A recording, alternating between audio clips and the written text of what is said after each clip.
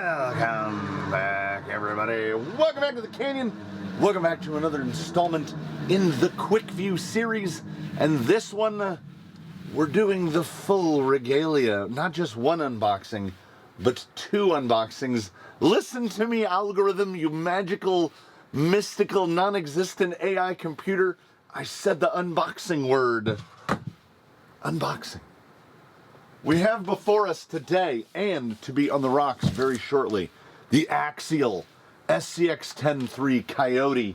Yet another in the inexplicable changes of naming conventions that Axial chooses to use. They made the 10.3 with a completely different gearbox, and then they made the 10.3 Basecamp. And this is yet another evolution of that. I have considered it to be how full-size auto manufacturers like Ford come out with mid-year models. This, compared to the previous iteration of the Basecamp, appears to be a mid-year model, but it does also appear to have some quality of life improvements, and we are hoping for that. Let's read the box a little, shall we? That's a thing. Carton number 404 of 600. So it would appear that A-Main Hobbies, which is where I purchased this from, they got 600 of them. And I got the blue one. They offered blue and silver. Where's the gold one? Wait, I would have bought the gold one. Gold? I love gold. I would have bought the gold one. So as it is, it's blue. I'm not mad about blue. I just knew that for certain I wasn't buying silver. We have so many lots of silver rigs here. Well, they managed to wedge the receipt in there. Couple little wispy pieces of foam. And there is our blue Coyote.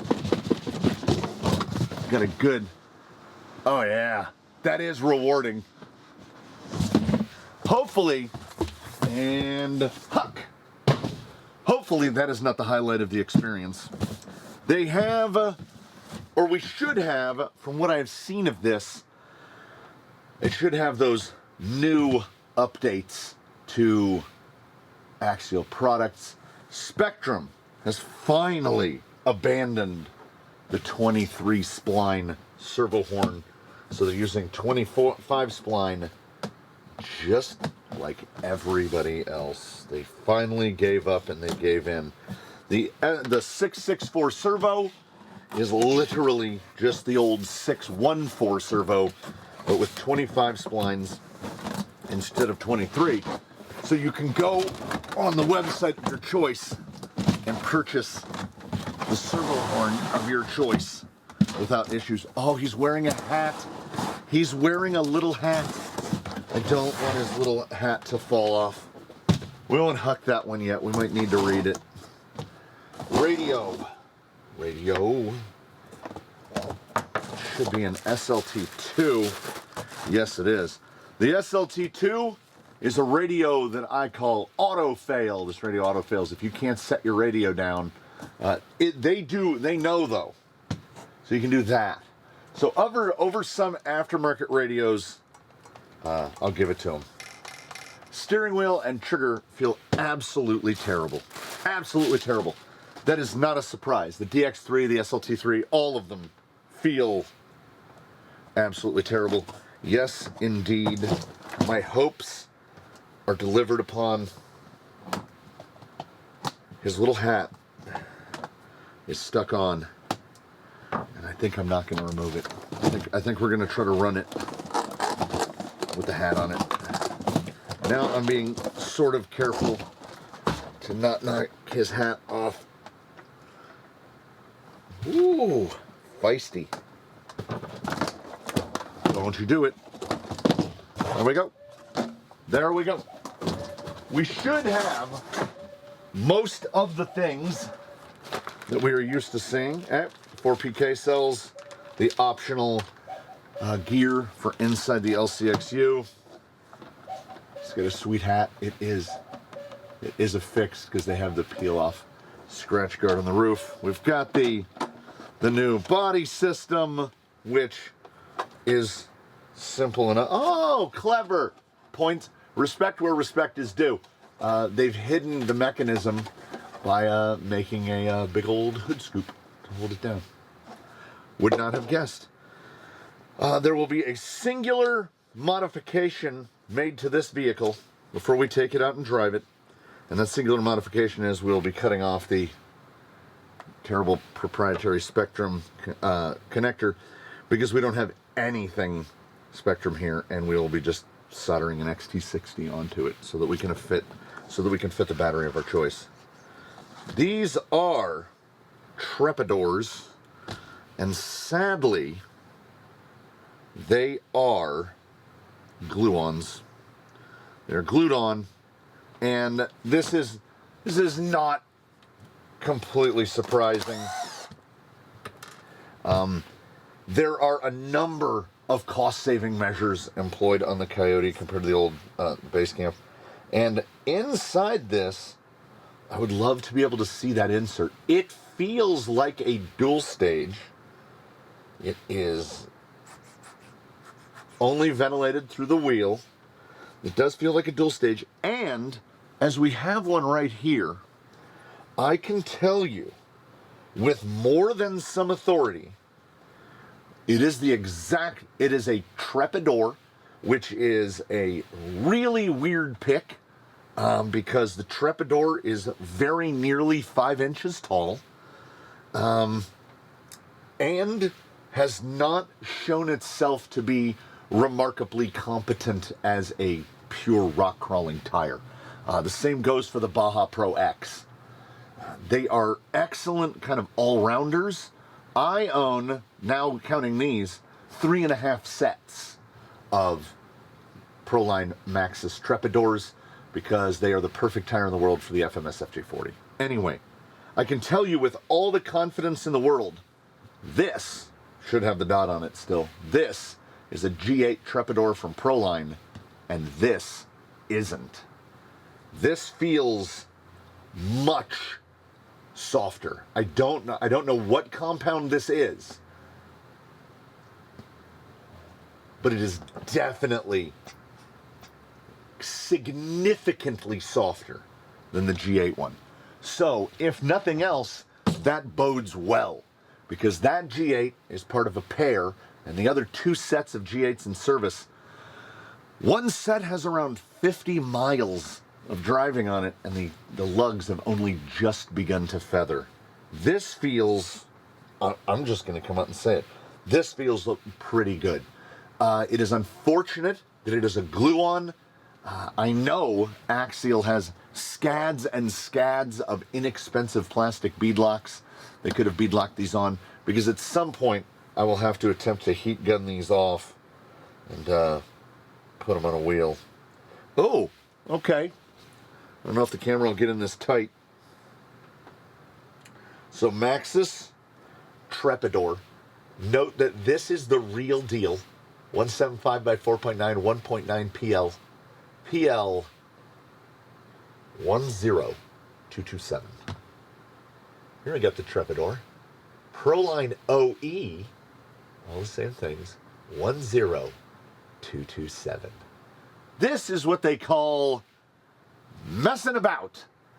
These tires are very different. I wish I could translate through the screen the difference in the feel of that. This is the stock foam. That is the stock Proline foam in there. This is much, much softer. Plus points to the Coyote already for having an OE tire that feels better than an aftermarket tire. Now, will that tire, is the Trepidor Proline OE, is that tire kind of like those printer inks that come when you buy a printer and it's only got like that much ink in it? Are these here for a good time, not for a long time? If so, even better.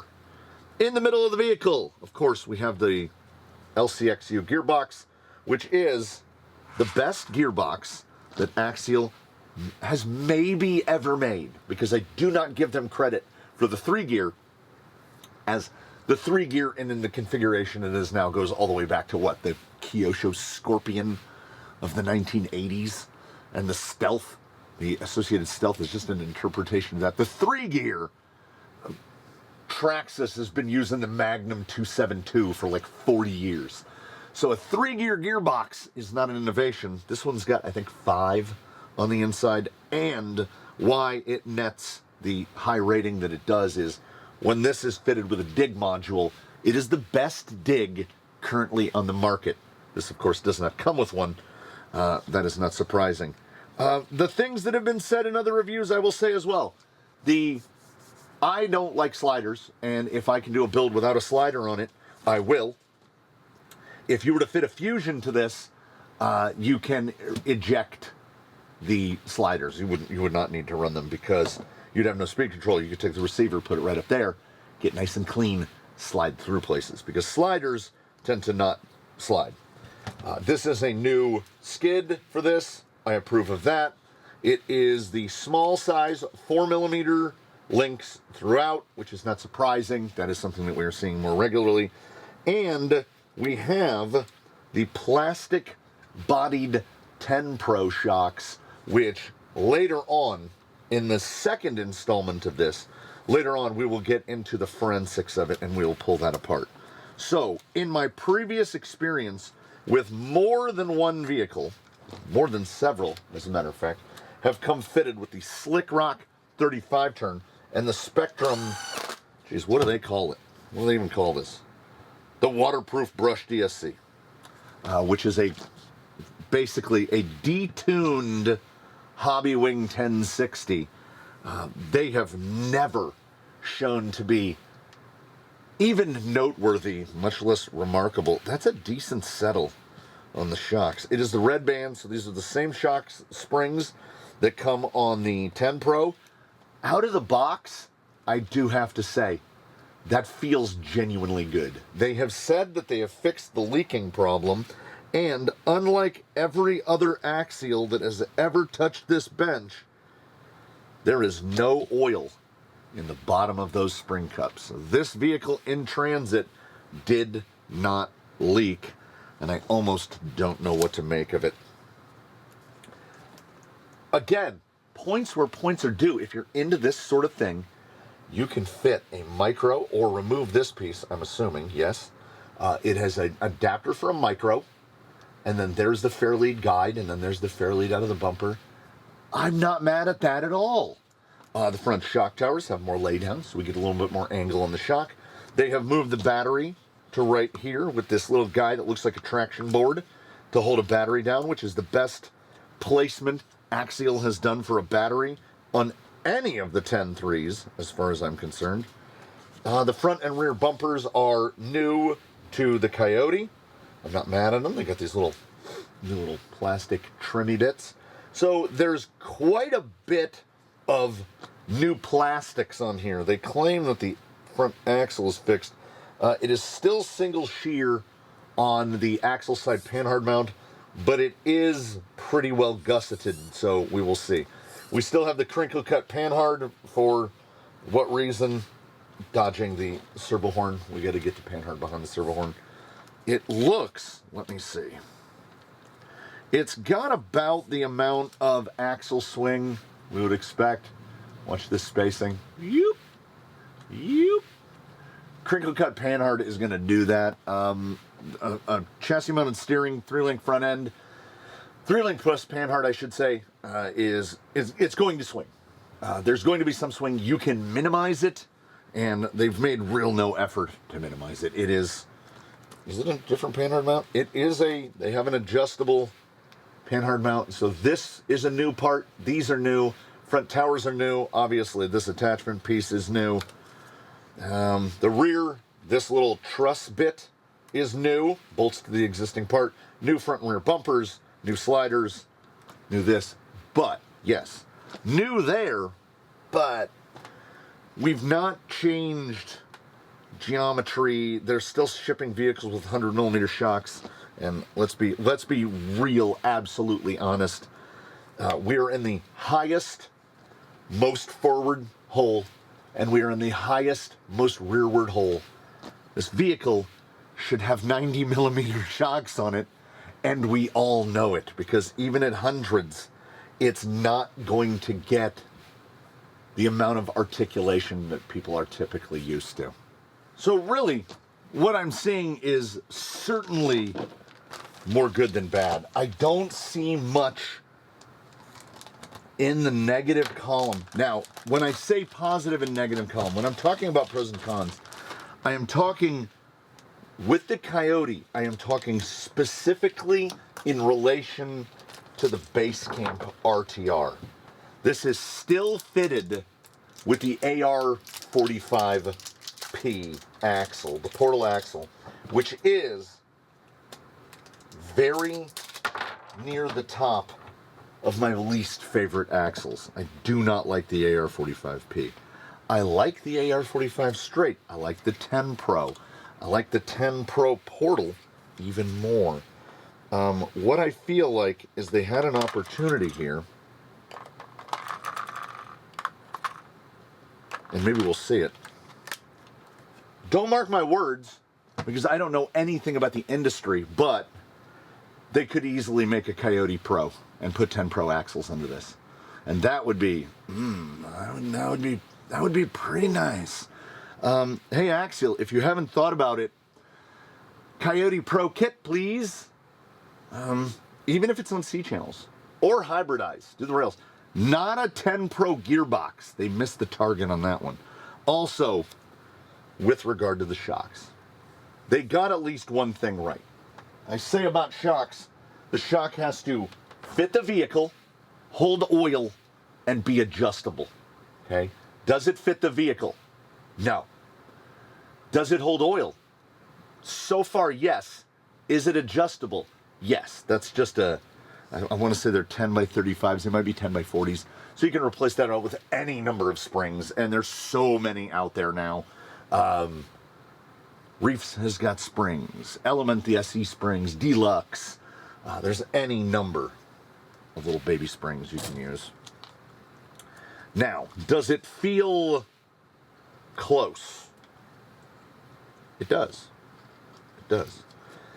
Like, does it feel oversprung and underdamped or vice versa? No.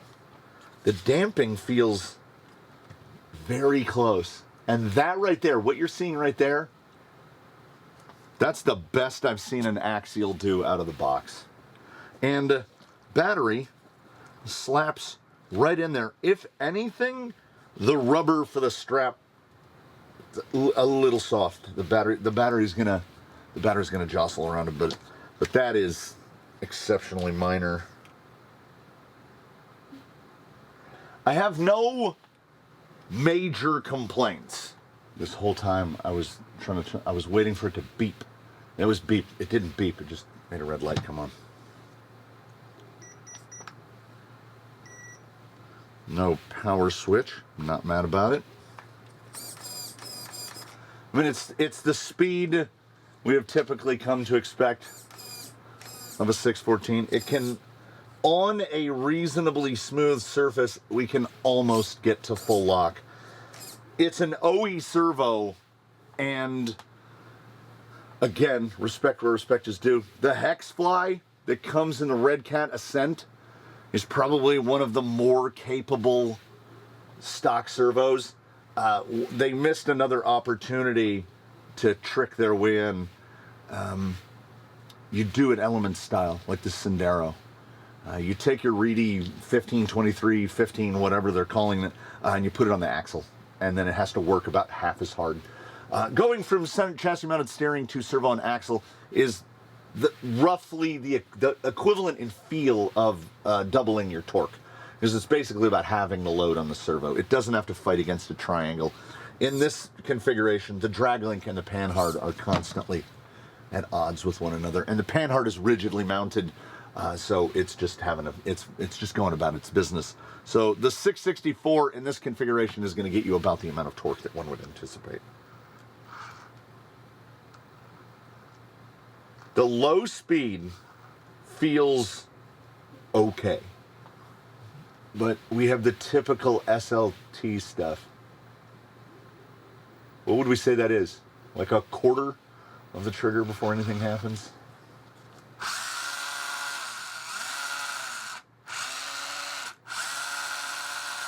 if there's any if there's any grease in that gearbox, there's a little bit of grease.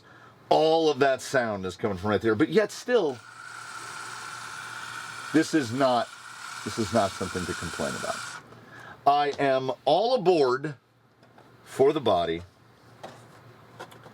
It is, whoa, buddy. I have done a couple Coyote cabs, cliffhangers, Coyote Grande. I've done most of them. I know, I'm feeling it now. Can we use a little phone? 211 with its hat. Just under 0.47 pounds, half a pound. So if you were to ask yourself, what cost the easy trigger release? What cost the trigger release? Well, this is a tough color cliffhanger. As you can see, it's pretty much the same. It's the cliffhanger and the Coyote. This is like a squared off version of this. They are not tremendously different. This one weighs half of what that one weighs, and it has 2 body posts screwed to the front of it. So if weight of the body is something that is critical to you, honestly, half a pound for a tuck it's on the heavier end, but it does have a bunch of plastic on it. There is no such thing as a free lunch, and that shows itself here. You kind of gotta slide. Oh, it clicks down pretty nice. It doesn't look like, I mean, it looks, some thought went into it, and I do genuinely appreciate that. Like, we should have very little in the way of angry pirate ship noises. It's all right. It's all right. I am, frequent watchers of the channel will know, I am no great fan of RTRs, but I understand realities of the industry. This vehicle has a 309 millimeter wheelbase. 309. Check the other side to double check. What the heck? Are we getting RTR'd here? Okay, all right. Like, okay, come on. Come aboard. This side, 309, right at 310. This side, I think I see it. 309, 310. What do we got on the box? Wheelbase, 12.3, 312 millimeters. So close, you missed it by 1/8 of an inch. Maybe at full compression. Wheelbase is dynamic. Nope, full compression, 309. Full droop, about 306. You know. We don't know who put the links together. We've got thread showing both ends. And these are buried, all the way buried.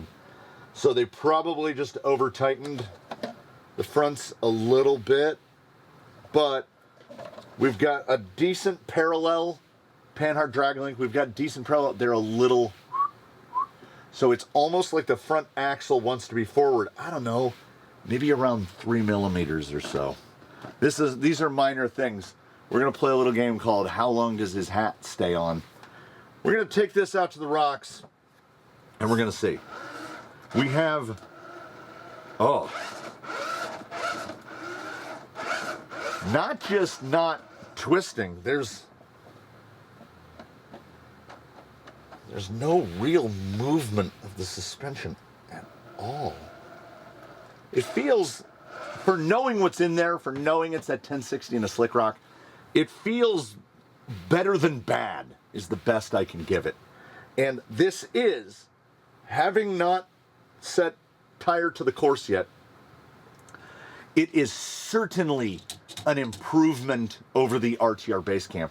whose body weighed closer to a pound with that ridiculous rack that went behind it, and was one of the worst self-righting bodies in the world. This is something that I appreciate. Drive shaft angles actually look very good. Look at that guy in the back. This is okay. I was most concerned that it's fitted with trepidors, but these are the softest trepidors I've ever felt. We might actually get to see a thing. We'll talk more about it outside. We'll probably just take it through a basic, we're going to run it through the tire test protocol, the way we would test a tire. And we're going to see what we think about the Axial 10.3 Coyote, which so far, the negatives are small and the positives are actually respectable. So on the drive back, it's quiet enough, certainly quieter than many. The tires have a decent bag to them. They look a little bit sticky. It's geared to top out probably somewhere 5-6 miles an hour. I would genuinely go down 2, 3, 4 teeth on the pinion. I don't need that amount of speed. Even with the portal reduction, 5-inch tall tire, if you can do the back wheelie, you're going a little spicy. The suspension also almost doesn't look like it's cycling. So maybe towards overdamped.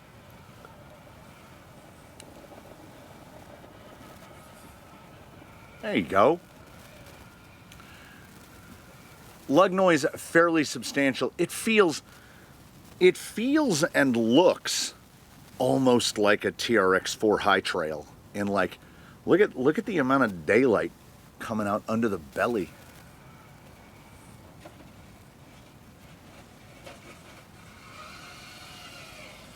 Compared to a Basecamp, this is a significant improvement. And that tire is soft. You know what it feels like? It feels like a little bit Injora S3.5. Not quite as grabby as an S4, but we've only seen Injora S4 in the comp pin, so we've only seen it as a pin. Perhaps this is what S4 would be like, not as a pin. Yeah,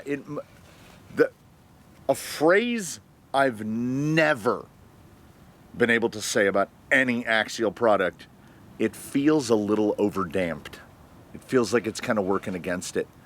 Because when we get into a position, it will hold that tire in the air.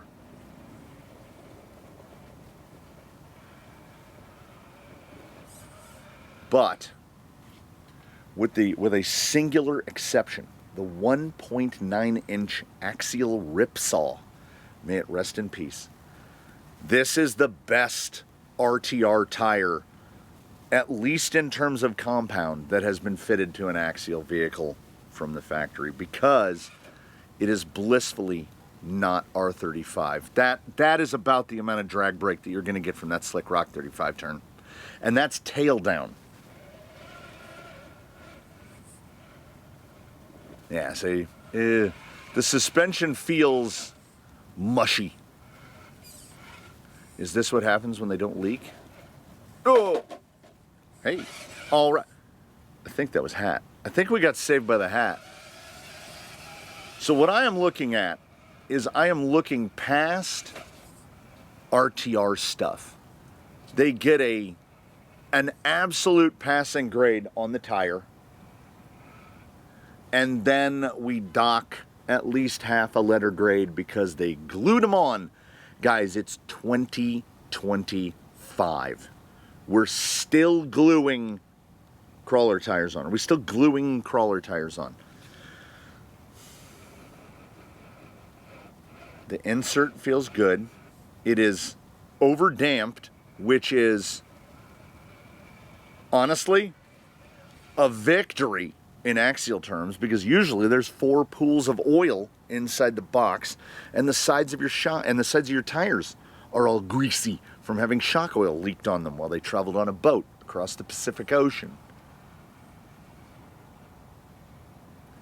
It just, with that 100 that follows the 10 Pro design, and we will later find out, did they have to go the Element route to make a plastic bodied version of an alloy shock? It doesn't have enough travel. It certainly doesn't have enough up travel, and that's because Axial loves hundreds. I don't understand why. A 90 millimeter shock of your choice put on this vehicle will make it better in every regard just by bolting them on. The 100s are too long. That axle swing is evident of that.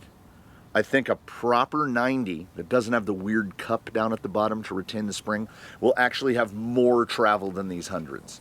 The Slick Rock 35 turn, yeah, see, we're dangling. Driver rear on the rock, passenger rear just dangling in the air. We should have enough up travel to basically French that tire up into that fender well, and we are 25 millimeters away from the fender. I appreciate that they don't leak. Respect where respect is due. But they don't fit the vehicle. This vehicle, there's nothing about this vehicle that requests a 100 millimeter shock with the reduced travel that a 10 Pro shock has. When this gentleman drives across the piazza over there where Slick Rock is, which is all an uneven surface, it's like those videos of them taking like an old Chrysler across those like test proving grounds where they build cars, where the person in the car is being flung around the interior of the car because the suspension is just battering them all over the place. Lack of compliance due to too heavy weight of oil in the shock is easily correctable. Pour the oil out, put lighter oil in, right? It's correctable. They don't leak. That's great. We don't have anywhere to go. Somebody had to have said, hey, when I put these 100s on here, they're all the way top forwardmost hole on the shock towers. Then what are all the other holes for? From the factory, and I know this is a pipe dreaming about other pipes, it should be middle row, middle hole, and you can adjust accordingly from there. The available holes will only raise the ride height, and I don't think that's helping anyone. We got a little bit more. We got some heavy down on the corner. Look at you, look at you. I'm gonna go ahead and say it. Proline finally made a Trepador that crawls. It's thinner and softer than the G8 Trepador. I don't know what this Trepador is, like compound-wise. Proline should sell it. They should sell these. Whatever this is made out of, they should sell this. Now, do I think that performance is going to go up on this if we change the tire? I do. Because this is a portal rig that is on C-channel with basically everything on the chassis. So we are effectively high center of gravity. With a 5-inch tire, with portals, with C-channels, with all that plastic, with the half-pound body, we are high center of gravity. Our center of gravity is higher than most would want it. The wheels are glued. So we're just going to want to put a 465, 47 tire on there on a nice alloy wheel. Maybe throw a little weight at the front end. And honestly, this thing should be pretty good as is once you put a Fusion 1800 in it. The RTR electronics are terrible, and one would expect them to be. I feel, and this is you ever see those people that have to use a mouse all day and they have that wrist brace on because they're starting to get carpal tunnel? Right here, right across this spot on my finger, I can feel how much tension I have to apply to get that trigger to maintain a decent, like right there. It feels like I'm doing finger exercises, like I'm having to pull it too hard. I would not endure an SLT2 for any amount of time. Again, there is a banana hand factor here. It is plenty tall enough to fit my hand. Look at how much space below my pinky. But look where my trigger finger is. This is this radio is uncomfortable to me. And because it keeps the batteries in the handle and not at the bottom, it's top heavy and it feels like it's constantly pushing forward. It constantly feels like it's putting strain on your finger. But that's about the SLT2, and the SLT2 is terrible and will exist in this video and this video only. The rig itself is really well and truly doing its very best with that Spectrum 1060 rebadge and that horrendous Slick Rock 35 turn. That motor just does not generate enough torque, and any amount of drag brake that we're getting is purely due to gear reduction. Portals are stopping that thing, which is, again, I like to be conspiratorial in my thoughts, but not processes. In my thoughts, my thinking is that this vehicle was fitted with portals, A, because the RTR Basecamp comes on portals, but the kit comes on straights. Just hoping, looking to the sky and hoping for a Coyote Pro. With straight axles, this thing would just roll straight away. It'd be like we snapped our fingers and turned the ground into glass. It would just fall away. So I think portals here are doing quite a bit of heavy lifting. We don't have arm waggle. Well, not yet. We'll see here momentarily on the side hill. We don't have arm waggle yet. It's got some of the faults and foibles typical to every RTR.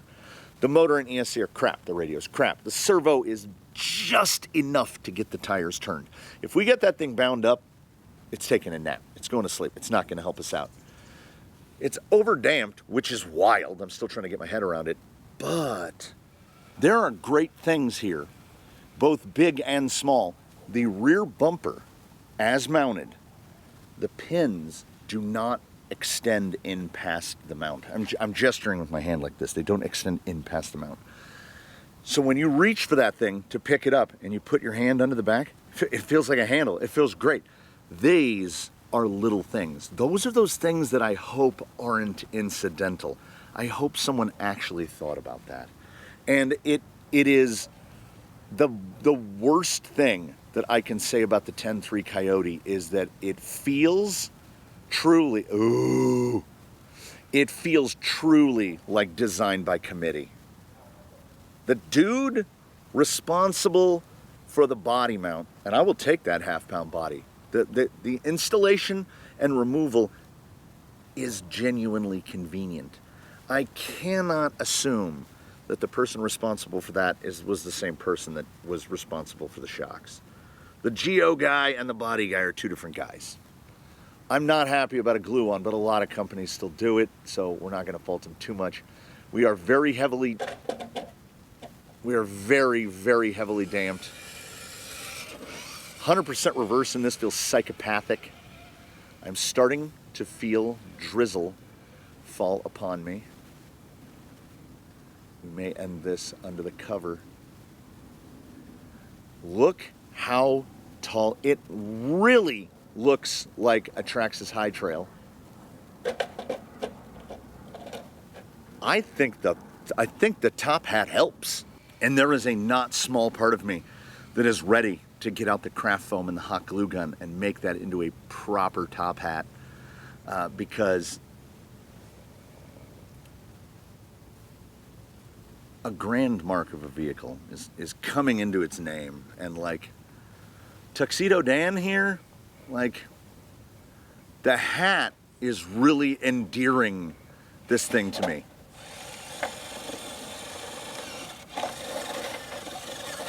Come on, Tuxedo Dan. I mean, as far as self-ride scores go, not great, not great. I am genuinely taken aback by the tires. Like, a Trep that works. Kudos, Proline, for this. Genuinely.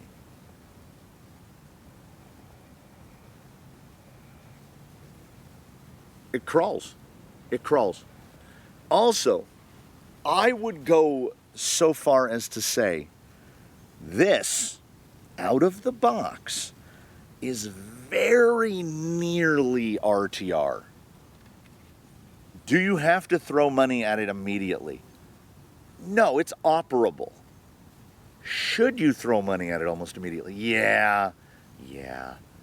That Slick Rock 35 is, and the trigger feel of the SLT2 1060 combo is gonna get tiresome really fast.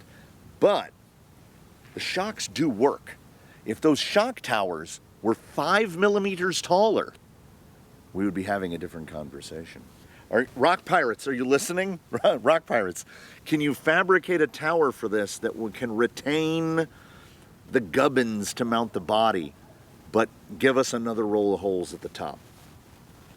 I don't mind most of it. I'm not even mad about the AR-45Ps in this installation.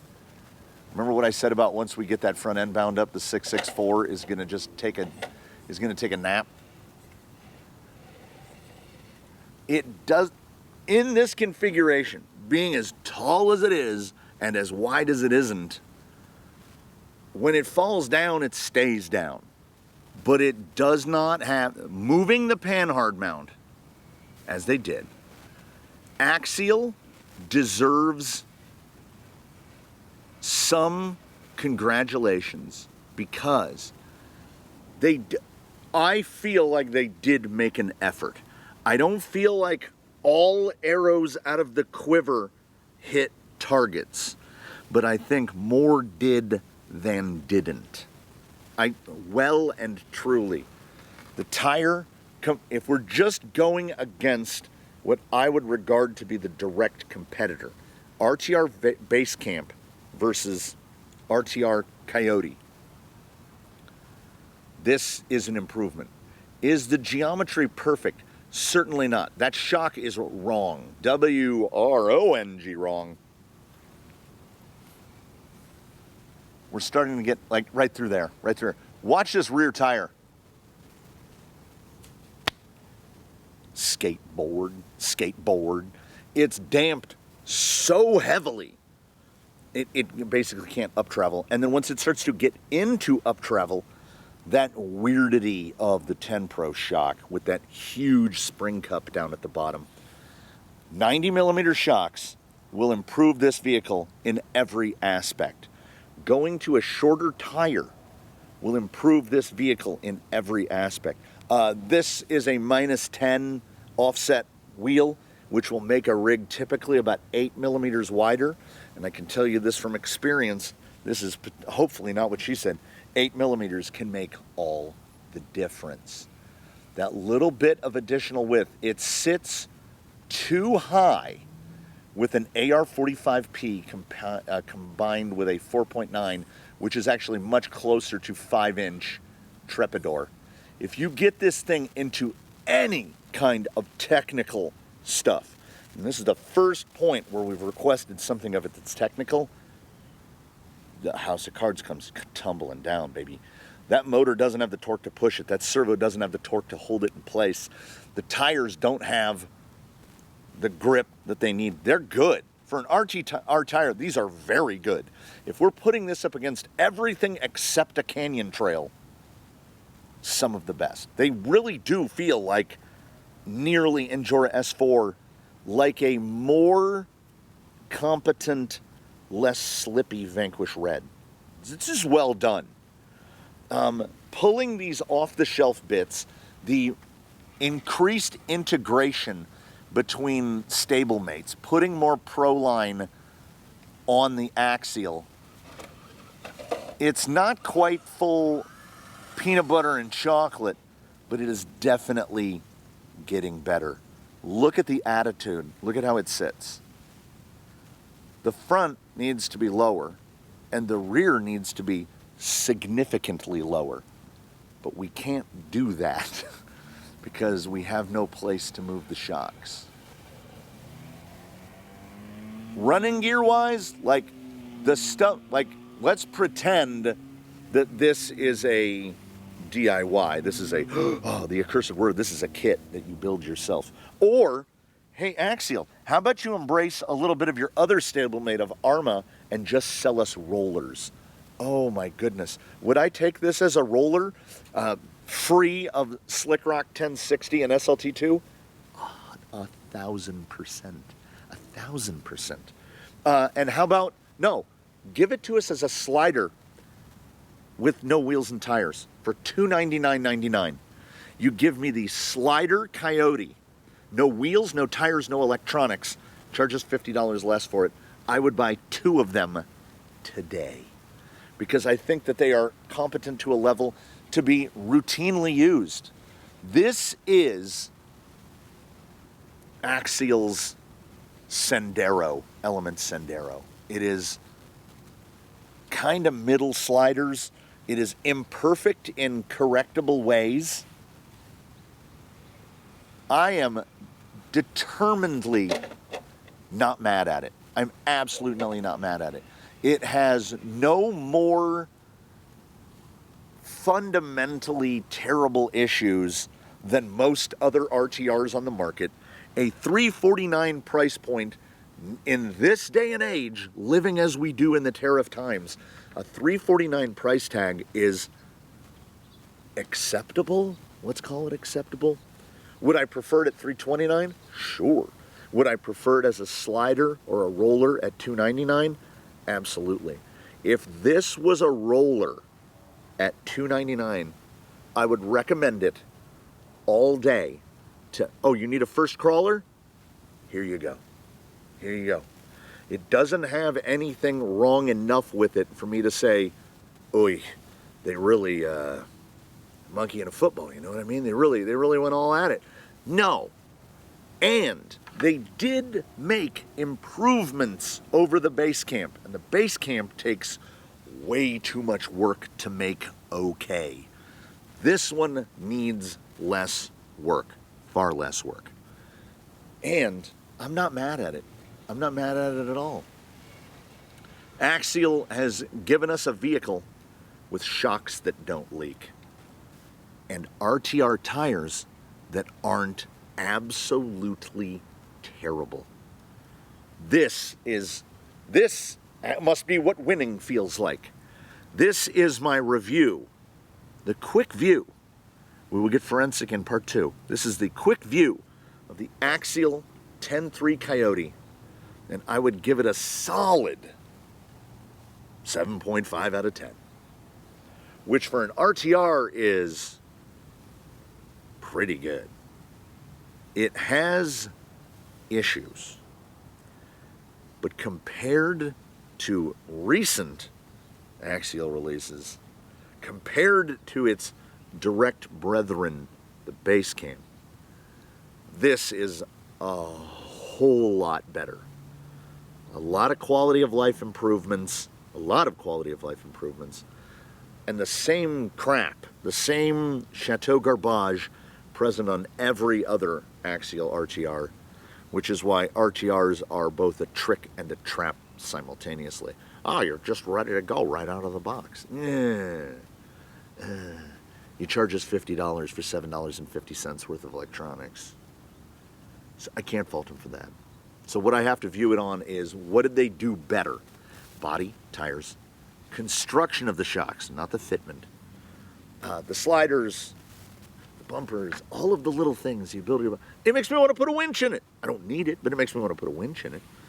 People often ask about what would be a good rig for a spec class, and with the discontinuation of the TRX4 Sport, it's pretty much the Element Sendero SE, the $299 Sendero SE. I would consider this to be another possible competitor, because it is good enough to run spec. It will definitely determine the better driver, because it's not really helping you out. And at $349, I feel